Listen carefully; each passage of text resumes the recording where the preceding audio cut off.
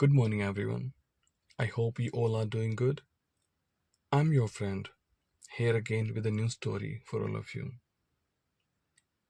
आज मैं लेकर आया हूँ एक ऐसी कहानी जिसमें इंसानों के साथ हैवान और शैतान भी हैं, जो इंसानी खून के अलावा हवस की प्यास मिटाने के लिए भी अग्रेसिव रहते हैं। तो चलिए आगाज करते हैं हॉरर एंड रोमांस की एक नई सीरीज का। The name of this series is devils era. So guys, let's get started. आज की कहानी की शुरुआत होती है एक काली घनी रात से, जो अपने अंदर न जाने कितने रहस्य समेटे हुए थी। जस्मीन अपने कमरे में सो रही थी। उसके ऊपर सिर्फ एक पतली सी चादर थी, जो उसके शानदार जिस्म और खूबसूरत पैरों को छुपाने में नाकामयाब थी। रात को क्लब में उसने कुछ ज्यादा ही पी ली थी, जिसका असर अब भी उस पर था। अगली सुबह उसकी माँ पार्वती कॉलेज जाने के लिए उसको उठाने के लिए आती है। जैस्मिन को न चाहते हुए भी बिस्तर से निकलना पड़ता है। नीचे डाइनिंग टेबल पर उसके पापा न्यूज़पेपर पढ़ रहे थे। जस्मीन अपने पापा को गुड मॉर्निंग विश करती है। जस्मीन की माँ को जस्मीन का रात को लेट आना पसंद न था। वह नहीं चाहती थी कि उसकी बेटी किसी शिकारी से उलझ जाए। शिकारी का नाम सुनते ही जस्मीन घबरा गई। उसके पिता ऋषि ने उसे समझाया कि कुछ नहीं होगा, अब हम पहले की तरह शैतान नहीं रहे, हम इंसान बन चुके हैं। जस्मीन थोड़ा मुस्कुराई। ऋषि अपनी बेटी को हिम्मत तो दे रहा था, लेकिन उसे भी मालूम था, अगर उनका किसी दिन शिकारी से सामना हुआ तो उनको जंग लड़नी पड़ेगी। यह उनके मन का एक अनजाना डर था, जिसे उन्होंने अपने चेहरे पर कभी जाहिर नहीं होने दिया, क्योंकि वह नहीं चाहता था कि उसकी बेटी अपनी कॉमन लाइफ छोड़कर, अपनी लाइफ को एंजॉय ना करके, एक शैतान की तरह पूरी जिंदगी अंधेरे में गुजार दे। ब्रेकफास्ट करने के बाद जस्मीन कॉलेज पहुंचती है। वहां पहुंचकर उसने दोस्तों से बात की, लेक्चर्स अटेंड किए, फिर कैंटीन में आकर खाने का ऑर्डर किया। सभी दोस्त वहां आकर गप्पे हाँकने लगे। तभी उसके दोस्त आदित्य ने कहा, बिमला के जंगल में कुछ तो गलत है, अब तक 14 मर्डर हो चुके हैं। जस्मीन, क्या पता शायद ये मर्डर ना हो, केवल जंगली जानवरों की करतूत हो। तभी रिया कहती है, जो भी हो, पुलिस ने वहां जाने पर बैन लगा दिया है, स्पेशली हम जैसे कॉलेज स्टूडेंट्स के लिए। उधर घने जंगल में पुलिस सबूत ढूंढ रही थी।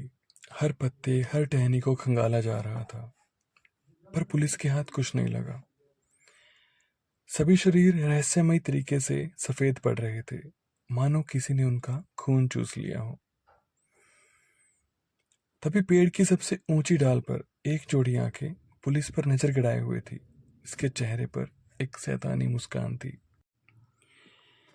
यह कोई और नहीं, यह मीता थी, जो जस्मीन के साथ उसके कॉलेज में पढ़ती थी।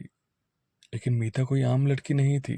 वह एक आदमखोर जाति के शैतानों में से एक थी, जो इंसानों का खून पीकर और भी ताकतवर बनना चाहते थे। जस्मीन के पिता ने बताया कि जितने भी मर्डर्स हुए हैं, ये सभी आदमखोरों का काम है। आदमखोर शैतान होते हैं, उनकी सबसे बड़ी कमजोरी यही होती है कि वो उम्र के साथ साथ कमजोर पड़ने लगते हैं।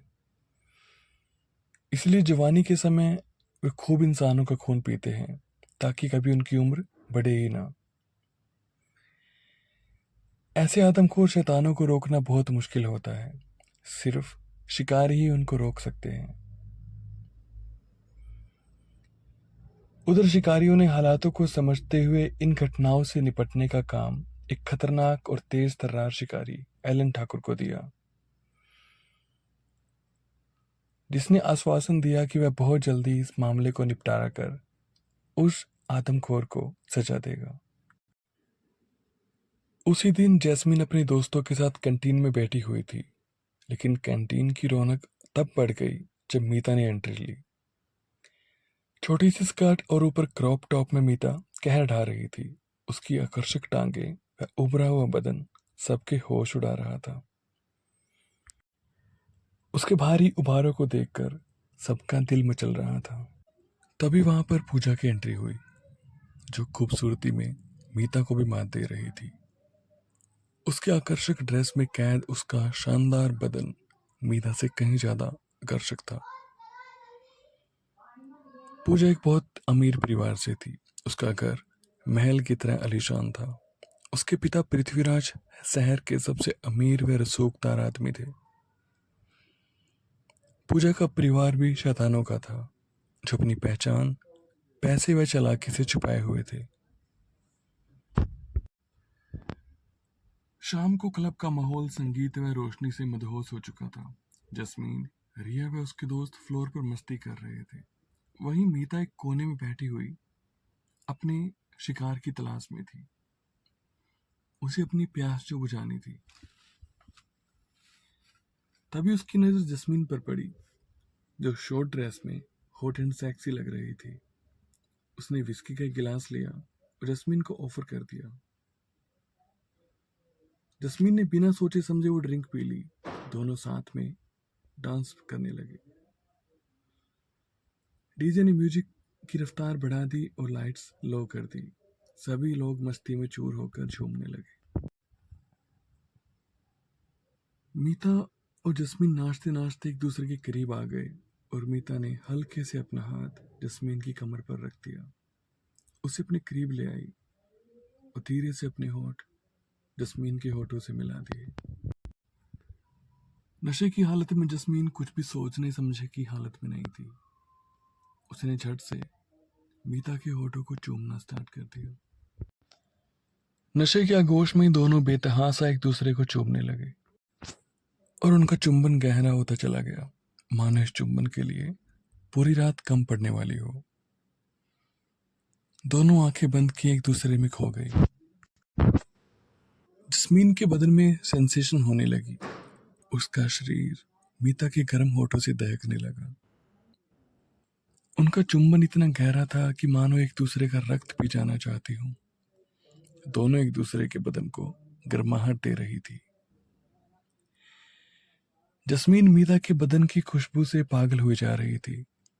उसकी पूरी बॉडी में गूज़बम्प्स आ गए थे, मानो उसका एक एक अंग प्यासा हो चला था। यही हाल मीता का भी था। वह भी किसी कैंडल की तरह जस्मीन के आगोश में पिघलती जा रही थी। उनकी सांसें एक दूसरे के होठों से टकराकर उनको और मदहोश कर रही थी। दोनों ने एक दूसरे को ऐसे जकड़ रखा था मानो किसी और ही दुनिया में चले गए हों। कुछ देर बाद दोनों अलग हुई। मीता को अपना शिकार मिल चुका था। वह मुस्कुराते हुए जस्मीन का हाथ पकड़कर क्लब से बाहर चली गई। कुछ दूरी पर अंधेरे में जाने के बाद दोनों फिर एक दूसरे को चूमने लगी, मगर अब वो अकेली नहीं थी। कोई उनको देख रहा था। इस बात का एहसास मीता को हो चुका था, लेकिन वासना में अंधी हो चुकी मीता इस चीज को समझ नहीं पाई। उसने जस्मीन को चूमना जारी रखा। उसने जस्मीन से किसी सुनसान जगह पर जाने के लिए कहा। जस्मीन तैयार हो गई, लेकिन तभी उसके फोन पर घर से कॉल आया। जस्मीन चिल्ला उठी। वह इन पलों को खोना नहीं चाहती थी। तभी रिया भी वहां पर जस्मीन को ढूंढते हुए आ गई। जस्मीन को न चाहते हुए वहां से जाना पड़ा। मीता को वो आंखें अभी भी परेशान कर रही थी। उसको पता था कि ये आंखें शिकारी की थी। क्लब में आने के बाद उसने अपने दोस्त राहुल को बताया कि कोई उसका पीछा कर रहा था। राहुल अपनी दोस्त को घर ड्रॉप करने के लिए आया। मीता पूरी रात डर के मारे सो न सकी। रात भर बाहर झांकती रही। एलन की टीम में उसके 4 भाई और 2 बहनें थे, जो सभी बहुत खतरनाक थे। अगली सुबह एलन ऋषि से मिलने आया, जो योगा कर रहा था। एलन को एक शैतान को योगा करते देख आश्चर्य हुआ। ऋषि इस शिकारी से परिचित था। उसने एलन को बताया कि उसके परिवार ने 40 वर्ष पहले ही खून पीना छोड़ दिया है। अब वो इंसानों की तरह रहते हैं। पर एलन को शक था कि शैतान बिना खून पिए जिंदा कैसे रह सकते हैं। ऋषि एलन को अमर सिंह से उसके बारे में पूछने को कहता है। ऋषि उसके बाद ऑफिस चला जाता है और एलन को यकीन हो चला था कि ऋषि के परिवार का इन मर्डर से कोई लेना देना न था। एलन ने अपनी रणनीति बनाई। उसने प्रत्येक सदस्य को अलग अलग काम दिए। कशिश को क्लब तो वंशिता को कॉलेज का काम सौंपा। अपने भाइयों को जंगल की निगरानी का काम दिया और खुद शहर के चारों तरफ गश्त लगाने का काम लिया ताकि किसी भी शैतानी गतिविधि का पता चल जाए। एलन को अपने दादाजी की किताबों से एक अनुष्ठान का पता चला था जो शैतानों को कमजोर कर देता है। एलन कैसे भी करके जल्दी से जल्दी इस आदमखोर शैतान को पकड़कर सजा देना चाहता था। उधर 3 महीने में 14 लड़कियों की जान लेकर उनका खून पीने के बाद मीता के अंदर एक अलग सी तृप्ति थी, मानो अब उसे अगले 2 साल तक शिकार की जरूरत भी ना थी। परंतु जस्मीन का शिकार न कर पाने की खींच उसके चेहरे पर साफ नजर आ रही थी। एक दिन उसकी नजर रिया पर पड़ी जो सफेद टॉप और ब्लू जींस में कयामत लग रही थी। मीता अपनी वासना को काबू में ना कर पाई। उसने रिया को हाय बोला और उसे अपने साथ स्पा में चलने का ऑफर दिया। दोनों की जान पहचान तो थी लेकिन कुछ खास अच्छी दोस्ती नहीं थी। रिया ने मीता के सुंदर बदन को देखा तो वह भी अपने आप को काबू में ना रख पाई और गाड़ी में बैठकर मीता के साथ चलने को तैयार हो गई। थोड़ी देर बाद उनकी गाड़ी सुनसान सड़क पर दौड़ रही थी। रिया ने पूछा, यह रास्ता स्पा तो नहीं जाता? मीता ने जंगल की तरफ गाड़ी बढ़ा के रोक दी और मुस्कुराते हुए कहा, हाँ, यह रास्ता स्पा नहीं जाता। मैं तुमसे मिलना चाहती थी इसलिए तुमको यहाँ लेकर आई। इससे पहले कि रिया कुछ कह पाती, मीता ने उसके होठों पर उंगली रखी और चुप रहने का इशारा किया। रिया के पूछने पर मीता ने गाड़ी रोक दी। उसने मुस्कुराते हुए कहा, हाँ, यह रास्ता स्पा नहीं जाता। मैं तुमसे मिलना चाहती थी इसलिए तुमको यहाँ अकेले में लेकर आई।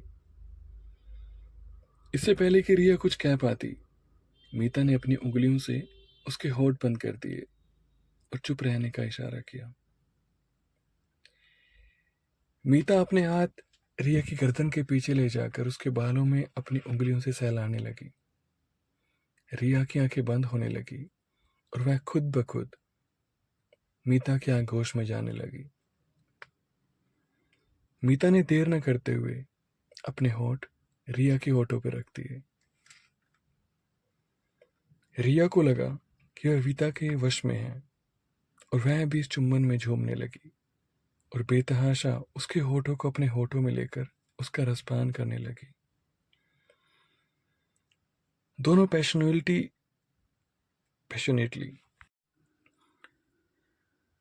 पैशनेटली एक दूसरे को किस करने लगी, मानो एक दूसरे को खा जाना चाहती हो। मीता के अचानक हुए इस हमले से रिया कांप उठी थी। उसके पूरे बदन में कपकपी सी दौड़ गई। एक अजीब सी सरसराहट उसके खून से होती हुई उसकी गहराई में उतर गई। उसने भी अपने कपकपाते हुए हाथ मीता की गाल पर रख दिए और उसके गले को सहलाने लगी। दोनों एक दूसरे के बदन को कपड़ों के ऊपर से ही फील करने लगी। दोनों के उभार सांसों के साथ ऊपर नीचे हो रहे थे। मीता रिया के उभारों को कठोरता से दबाते हुए उसके गले में चुम्बन करने लगी। तभी दोनों ने एक दूसरे के ठोप उतार दिए और एक दूसरे के बदन को अपने हाथों से फील करने लगी। मीता ने देर न करते हुए झट से उसके उभारों को चूम लिया जो पसीने से बेबस भर चुके थे। मीता ने देर न करते हुए झट से रिया के उभारों को चूम लिया जिन पर गर्म पसीने की बूंदें साफ नजर आ रही थी। पता चल रहा था कि रिया का बदन दहक रहा था। मीता की पकड़ रिया के कठोर उभारों पर कसती जा रही थी और रिया के रोम रोम को चूम रही थी। दोनों पूरी तरह से उत्तेजित हो चुकी थी। दोनों के जिस्म, प्यास, भूख और टश ने दोनों को होश खोने पर मजबूर कर दिया। दोनों की सिसकारियां मानो पूरे जंगल को जगा देना चाहती थी। उन्होंने एक दूसरे को अपनी बाहों में ऐसा कसा हुआ था मानो उनके बदन एक दूसरे को गर्माहट दे रहे हों। रिया की नाजुक गर्दन देख मीता के खूंखार दांत बाहर आने लगे थे। उसकी पकड़ रिया के वक्ष पर तेज हो गई। उससे पहले कि मीता के दांत रिया की कोमल गर्दन में घुस पाते, मीता को अपनी गर्दन पर तो नुकीले दांत महसूस हुए। मीता के होश उड़ गए। वह अलग हुई तो दोनों एक दूसरे के बारे में जान चुकी थी। उसके बाद बस सूरज ढलते ही पूरा दिन अंधेरे की आगोश में खो गया। दोनों के बदन की गर्मी चरम पर थी। अंधेरे में दोनों की सिसकारियां एक दूसरे के कानों में छाने लगी। दोनों खो चुकी थी एक दूसरे की बाहों में। उनकी सांसें एक दूसरे से मिल रही थी, जैसे एक अजीब धुन पैदा कर रही हो, हवस की धुन, प्यास की धुन। कुछ देर बाद दोनों बाहर आई। उमीता ने रिया की तारीफ करते हुए कहा कि मुझे तुम्हारी आंखें बहुत पसंद है। करीब से इनमें झांकने का मौका मिला। एक अजीब सी भूख है इन आंखों में। रिया मुस्कुरा दी। तभी उन्होंने वहां से जाने का इरादा बनाया। कार में बैठी, लेकिन जैसे ही एक दूसरे के पास आई, एक दूसरे को रोक ना पाई और फिर से गाड़ी चलाते हुए दोनों एक दूसरे की बाहों में खो गई। दोनों शैतान थी, लेकिन उसके बीच का तनाव, दोनों की दुश्मनी कुछ पल के लिए मानो गायब सी हो गई। ऐसा लग रहा था दोनों मानो बनी ही एक दूसरे के लिए थी। मीता और रिया एक दूसरे की असलियत पहचान चुकी थी। दोनों ही शैतान थी। अब एक दूसरे की भूख तो मिटा नहीं सकती थी, लेकिन जिस्म की आग तो ठंडी कर ही सकती थी। तो दोस्तों, यह था हमारी कहानी का पहला भाग। उम्मीद है आप सबको अच्छा लगा होगा। आप मुझे कमेंट सेक्शन में बताइए कि कौन सा पार्ट आपको अच्छा लगा। लाइक कीजिए और चैनल जरूर सब्सक्राइब कीजिए। तो मिलता हूँ आप सबको एक इसी कहानी के दूसरे भाग के साथ।